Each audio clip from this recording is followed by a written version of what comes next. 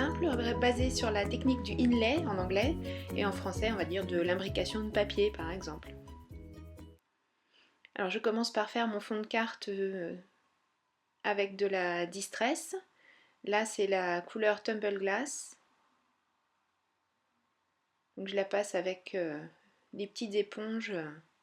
Je suis allée faire un tour chez Tout en Colle et j'ai encore trouvé plein de choses magnifiques. Donc j'ai craqué, voilà. Donc j'ai acheté ces jolis petits supports à éponge. Avant, voilà, j'avais celui que vous voyez là que j'avais fabriqué, qui est très bien aussi, hein, mais bon. Les petits ronds, j'avoue que c'est drôlement pratique. En plus, les mousses, on peut les coller directement sous les mini encreurs Distress, donc c'est vraiment chouette. Donc je vais utiliser trois couleurs de bleu, enfin trois teintes de bleu différentes.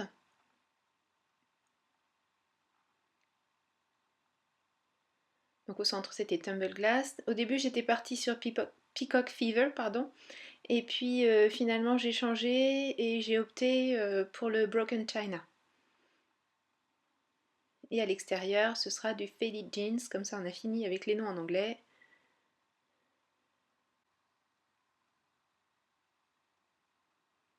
Je travaille sur du papier aquarelle 300 grammes, donc une super qualité.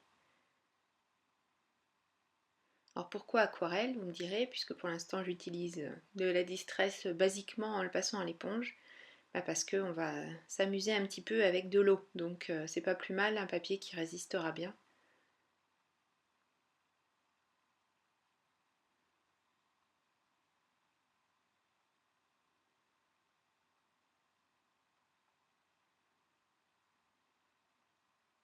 J'essaie de pas trop mettre mes doigts là où j'ai déjà passé l'encre parce qu'en général on a des jolies empreintes, mais bon c'est pas évident non plus.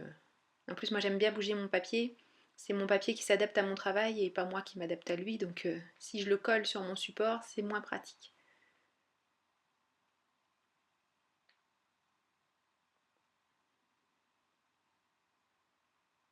Donc comme je vous disais, je vaporise de l'eau, donc c'est un vieux vapeau que j'utilise plus pour moi parce que j'ai peur du résultat étant donné le temps depuis lequel je le possède. Et je laisse agir les petites gouttes qui se sont formées de manière aléatoire. Et j'adore ce truc. Donc j'éponge le trop plein. Et voilà. J'aime bien parce qu'on dirait des étoiles. Enfin, moi j'adore. J'espère que vous aimez bien quand même. Donc maintenant que c'est sec, je vais mettre des petites paillettes, une petite brumisation dorée.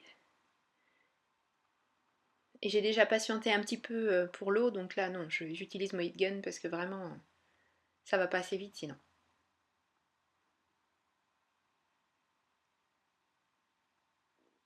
En plus le papier là il est tellement épais, il supporte très très bien. Il n'y a pas de souci. Et regardez, c'est ce joli effet doré. En vrai c'est vraiment magnifique. Et maintenant on commence la carte proprement dite. Donc j'utilise des die que je fixe. Ah non, je ne me gratte pas les mains, je mets juste le scotch dessus de manière à ce qu'il colle un peu moins fort sur mon papier pour pas abîmer mon support. Et je réalise mes deux cerfs-volants, le grand et le petit, en les passant dans ma machine de découpe.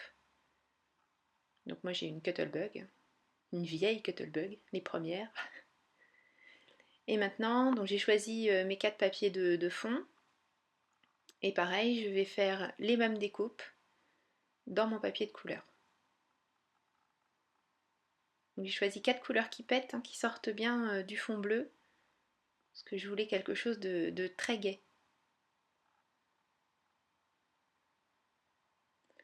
Je vais réaliser ma base de cartes. Donc, comme d'habitude, je ne mesure pas, je m'adapte à ce que j'ai déjà.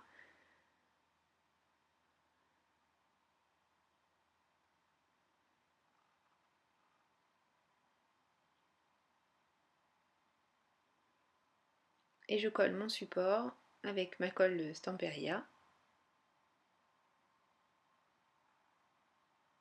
J'ai tamponné les cerfs-volants avec les tampons assortis à la collection.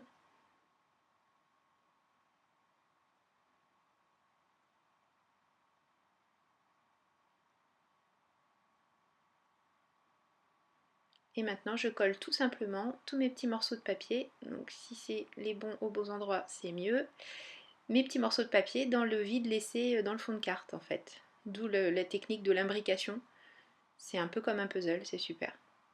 Dans du calque, j'ai découpé des petits nuages, toujours avec des die de découpe, donc en l'occurrence nuages. Et comme je ne veux pas cacher mon papier de couleur et que je veux continuer à jouer avec la même technique, je les place, je mets un petit peu pour voir où je les veux. Ensuite, par exemple ici, je remets le die cerf-volant exactement à sa place. Je le scotche sur mon calque et voilà, comme ça je peux faire le tour du die exactement. Et je vais faire la même chose pour tous, sauf pour celui qui est en haut à droite puisque il est tout seul lui. Et pour faire en sorte que ces petits nuages ressemblent un peu plus à des nuages, je sors mes nouveaux jouets, les gelatos. Et là, ce qui me plaisait, c'était le côté, j'en mets sur mon calque, mais je ne recouvre pas tout. Et la texture crémeuse me permet de faire des fondus juste là où je veux garder un petit peu de calque, là où je veux que ce soit plus blanc. Puis j'aime bien parce qu'on peut patouiller avec les doigts, j'adore. Un petit peu de bleu pour donner des petits effets de mouvement dans mes nuages.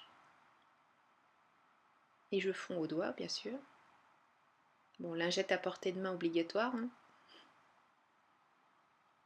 Et puis je vais les coller ces petits nuages, donc là où j'avais prévu de le faire tout à l'heure. Et pour éviter qu'on ne voit de la colle, j'utilise un dévidoir de colle tout simple. Comme ça c'est super, ça ne se voit pas du tout.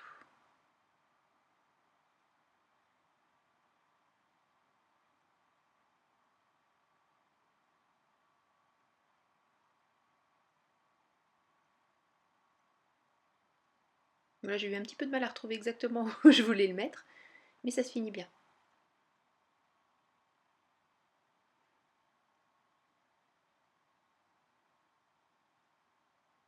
Et je découpe le nuage qui dépasse.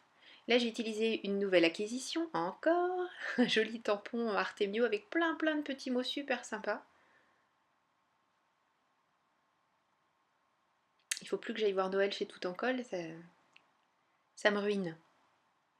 Et là j'ai choisi en fait de tamponner mon petit message deux fois, une première fois avec une encre blanche et une seconde fois légèrement décalée avec une encre noire pour donner un effet de relief.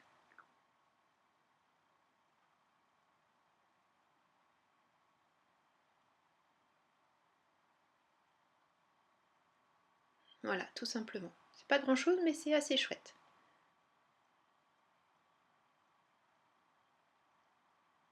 Donc dans la série je vous montre mais vous ne voyez rien. Tadam! Bon, des photos un petit peu plus en détail. Voilà, cette carte est terminée, j'espère que ça vous a plu. En tout cas, moi j'ai beaucoup aimé partager avec vous. Merci beaucoup à tous mes abonnés, je vous fais un gros bisou, à bientôt, bye bye.